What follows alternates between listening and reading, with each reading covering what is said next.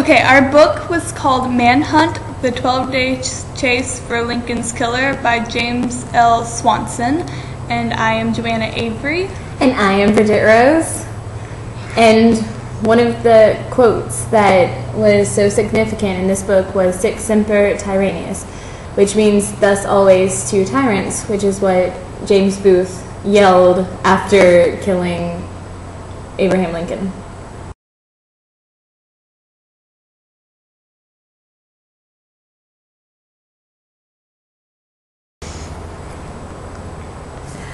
So Lincoln was assassinated in Ford's Theater.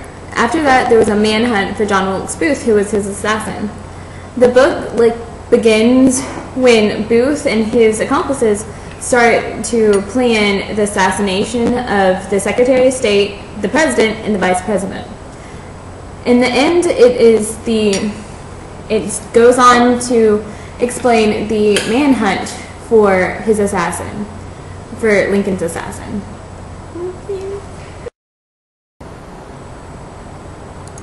Okay, and the timeline of the book begins around the time General Lee surrendered to General Grant at Appomattox Courthouse, and because Booth was a supporter of the Confederacy, Lee's surrender enraged him because he wanted the Confederacy to win, so as revenge, he wanted to assassinate Lincoln. Booth then found Davy Harold, Lewis Powell, and, Bridget, help me with this name, Atzerodt, to help him assassinate the Secretary of State and Vice President. Davy Harold was the guy that was going to help him once he assassinated Lincoln. He was going to help him escape. Then after this, Booth assassinates Lincoln and then runs for his life. Atzerodt backs down. He's at a bar and he's drinking, and then he sees the Vice President, and then he decides he doesn't want to do it, and so he just doesn't do it. And then Powell tries to go after the Secretary of State, but he did stab him, but he didn't stab him where it was going to kill him, so he didn't die. So that didn't work out like they wanted. And then Booth broke his leg during his escape, which slowed down his escape a lot because he couldn't go as fast as he needed to. So he had to stop and get help from different people, and he stopped at people who supported the Confederacy because he knew they would help him. And then when Booth and Harold are actually really close to getting away, and they were actually going to get away, but they accidentally set their boat in the wrong direction and started going north instead of south. If they had gone south, they probably would have gotten away from the manhunters. And then the manhunters figure out that they accidentally went north and start closing in on them, and then I'm not going to give away the ending to the book.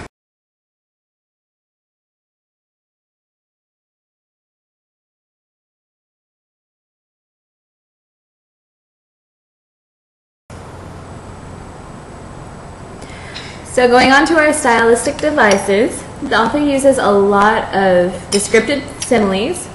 Swanson also includes vivid light imagery.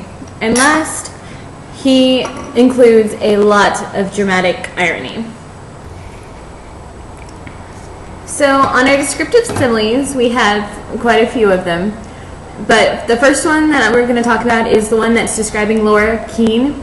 And she was covered in blood and Lincoln's brain matter, and this is how he describes it: like a Victorian bride who lovingly preserved her wedding dress as a sacred memento of her happiest day, cherished the blood and brain speckled frock from this terrible night.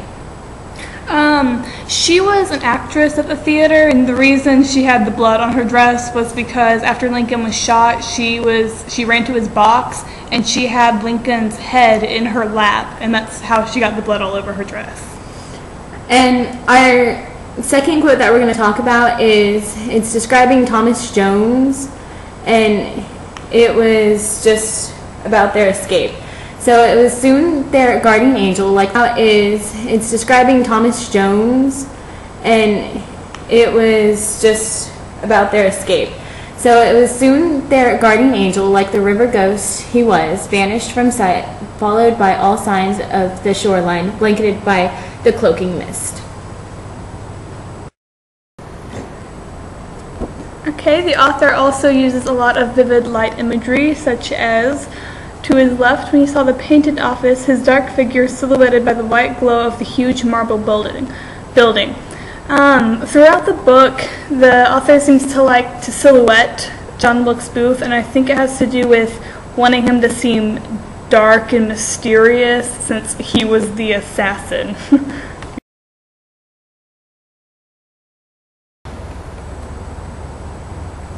So our dramatic irony, one of the first quotes we got was also the turning point in the book. But while Jones slept more quietly and peacefully than he had in weeks, John Wilkes Booth and David Harold were rowing in the wrong direction. And this is the part in the book where they had gone south instead of north. They actually would have gotten away.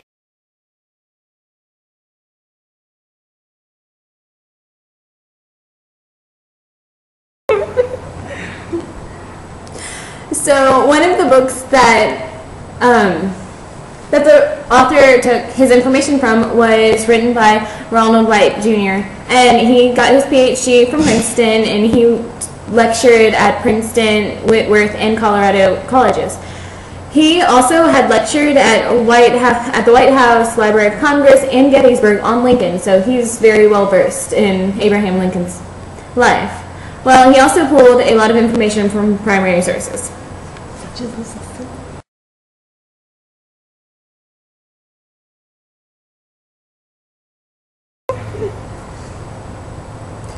So this piece of nonfiction is informational, and yet it's entertaining. While informing the reader about details and facts about the death of Abraham Lincoln and a search for his murderer, the author writes with eloquence and grace, so much so that the book reads like a fiction novel. This book should be highly regarded for not only educational aspects, but also for its ability to entertain.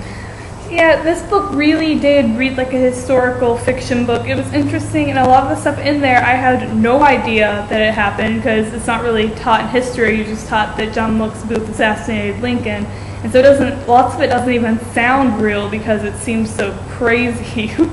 Especially with the way that he described a lot of the situations in most historical fiction books, or even in other nonfiction books. You don't get that much description. You don't get light imagery and things like that. So it really does come off as a fiction book.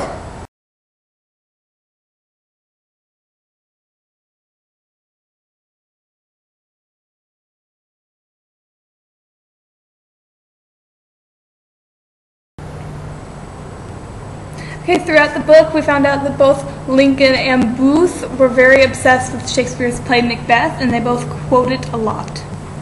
They have tied me to the stake. I cannot fly, but bear like I must fight the course.